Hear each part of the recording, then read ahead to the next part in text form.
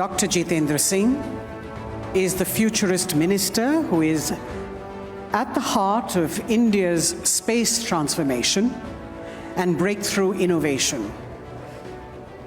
Dr. Singh has cemented the foundation for indigenous innovation in our nation. What you're seeing on your screen now is a proud Union Minister of Science and Technology and MoS PMO, Atomic Energy and Space, after he personally witnessed ISRO make history by successfully launching India's maiden private Vikram, the suborbital rocket from Sriharikota last November.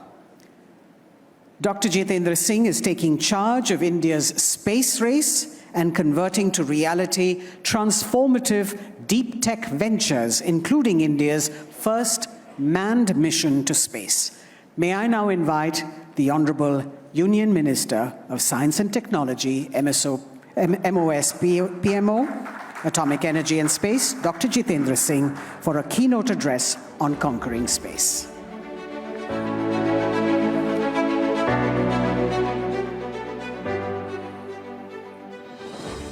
Thank you. Thank you for having me here this morning. I think picking up from where Nidhi was talking about, I think the best way to appreciate what has happened in the last 9 years under the Modi rule is to just recall and look back what it was like before 2014. And overall, if you see, you would recall it was an atmosphere of desperation, youth disillusioned, shy of asserting their identity when they went abroad, a sense of cynicism prevailing among the citizens. And suddenly when the Prime Minister took over on the 26th of May, there was virtually sunshine at twilight. So many television sets lit up. I think the most watched swearing-in ceremony happened, and I wrote a small piece that this is the beginning of a journey from pessimism to optimism. And as Piyush was saying just before me, the esteem has gone up. I think the esteem of an average Indian to look at himself, to be not shy of being Indian, not being reluctant to say when you are asked for your introduction, when you go abroad, where are you from? Many of these youngsters said, I'm from Asia. They would conveniently camouflage. So I think that's the biggest, because being a student of science, we have learned to talk with facts, figures, and evidence. Now, because there's so much to talk about, we can talk the whole day, but picking up from where she was saying, she was particularly referring to space again and again. I think there was never a dearth of talent in this country, or even potentials, whether it be scientific, whether it be innovative, whether it be otherwise. But what was lacking possibly was the right kind of milieu which could provide an exposure to the talent, or which could discover the hidden aptitudes inside us. Now, even if you talk about space, because I'm just picking up from where she said, because that's just now being talked about, many of you would have seen the pictures of Vikram Sarabhai carrying a satellite launcher on the carrier of his bicycle. So you can imagine the kind of aspiration this young scientist had, the dreams in his eyes. I mean, we were so primitive at that time. I mean, that was the time when America was virtually preparing to land a human being on the surface of the moon. And here we had a scientist. But I think what was lacking was the right kind of patronage or prioritization at the level of the policymakers, at the level of the political dispensation.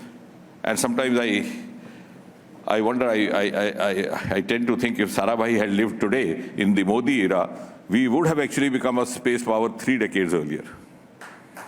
And and as I said, let's talk with evidence and statistics. If you just draw the comparison of the fact that Neil Armstrong was the first human being to land on the surface of the moon, which happened in the year 1969. We were just singing nursery rhymes, Chanda Mama Dur Ke. I mean, that was our kind of preparedness at that time. And he had a stroll around, which was captured by BBC. And he made that famous statement, which has gone down the history. He said, one small step for man, a giant step for mankind. So the other day I was telling some of the friends from America, I said Neil Armstrong went around, had a stall, but he could not see the presence of water on the surface of the moon. It was our mission Chandrayaan which went there and picked up pictures of water being on the surface of the moon. Which has a huge, huge scientific ramification because H2O, water, might be an indirect indication of human habitat being possible on the surface of the moon. So I'm trying to assert what I said a few moments back. We had the potential, the talent, possibly the kind of patronage that we required from the leadership was lacking, and that is where Prime Minister Modi happened. Fortunately, I have had the opportunity to deal with the departments, with the ministries, with the domains which have been very close to Prime Minister Modi's heart. For example, governance, which is, of course, falls in the purview of personnel, DOPT, administrative reforms, and we, of course, science, technology, all the other departments. And I think when the historians record this period, one of the hallmarks was that Modi gave a model of governance which is sustainable. Nowadays that we talk in terms, it's fashionable talking in terms of sustainable goals, right from UN down to bottom. So this is a sustainable governance model, which also defies the principle of diminishing returns, whichever may be the model, however popular, however acceptable, with the passage of time it tends to lose the sheen. But here it is the other way around. And see that it grows stronger with every challenge. You saw that happening after the earthquake when he was Chief Minister. You saw that happening in the aftermath of COVID when he was Prime Minister.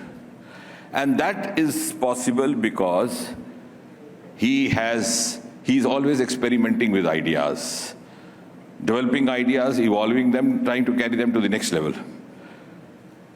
With the result that when you go to brief him on a subject, I'm sure you will come back picking up 2-3 extra cues because he would have already walked extra mile. Secondly, he has the capacity to make a departure from the established norms. Normally, those in government find it convenient to remain status quoist because we tend to look at the next election, which of course is something, to that extent, I think he's also introduced a new kind of a political culture in this country, which is based on the objectivity and the scientific indices, instead of simply looking at the vote bank. One of the most glittering examples is, I don't know how many of you under this roof know that the first ever citrus fruit park in India with Israeli collaboration was brought up in Mizoram, because when I spoke to the ambassador of Israel, he said that is the most appropriate place. Now, if you go by the political prudence, that should be last preference. A state with less than 1 million population, just one MP can neither make nor mar a government in the center, and that too from a different party. But we went ahead because we go by the objectivity as was being said. And see, he has the capacity to break the taboos of the past. I'll just give you an example each. When I say he has the capacity to innovate, and incidentally, while he was bringing technology into governance, he was also introducing good governance in the science departments to streamline them. So he was creating a blend which many of us didn't realize. Now, as far as governance is concerned, if you recall, soon after this government came in, within a few months, this is, of course, also the department I have been associated with, an order comes out doing away with the age-old practice, which was a dubious legacy of the British Empire, to get your certificates, documents attested by a gazetted officer. And self-attestation was allowed in the government sector. But I don't know how many of us realize that Prime Minister Modi was sending out a huge, huge message across the country. And look here, now this is a government headed by me, and I and my government has the capacity to trust my countrymen, more so my youth. And in a nation where you have more than 70% of population below the age of 40, if you're not ready to trust the youth, how are you going to do business with them? Then within a few months, he speaks from the Red Fort. He makes a call for abolition of the interviews to government appointments.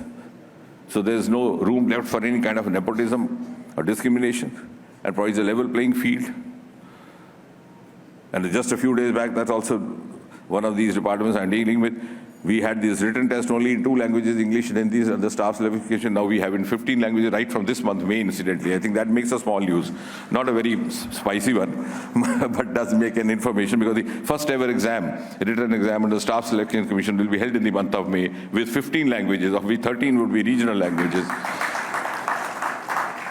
And that is something which has been welcomed even by the opposition-ruled South Indian states.